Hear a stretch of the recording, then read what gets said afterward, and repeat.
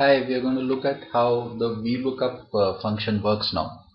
So the purpose of VLOOKUP, as the name suggests, is to look up a value in some table and bring that to some other location. To understand it in the form of an example, let's look at a table which has given the prices of SBI as a stock over the last 7-8 days or so. And here in the cell B6 is where I want to draw the value as on a particular date. So the table could be anywhere in one of the sheets in this particular worksheet, but I have to draw the value as on 8th June 2012. What was the price of SBI to this particular cell? So the function used, as we discussed, was VLOOKUP. So we'll write VLOOKUP and open bracket. Now when we open the bracket, you'll see there are various parameters that get into the VLOOKUP formula, and we'll click on fx to understand what the formula is. It has basically 4 inputs to the overall equation. The first one is the value which we are going to look up, which is the lookup value, in this case the specific date.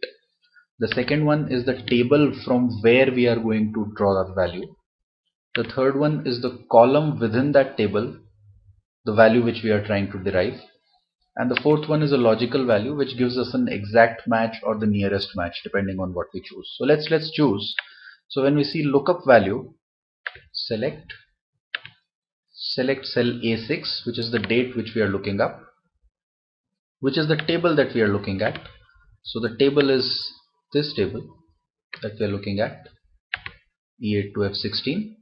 The column number in this table you will see is column number 2. So in VLOOKUP, when we look at a particular table, the first column is the lookup value, and then we continue going forward. So what we are looking at in this case is the stock price of SBI, which is in column number 2, and in the range lookup cell or input, the value will be true. If I put in true here, this would throw the nearest match. If I put in false here or 0 here, it will give me an exact match.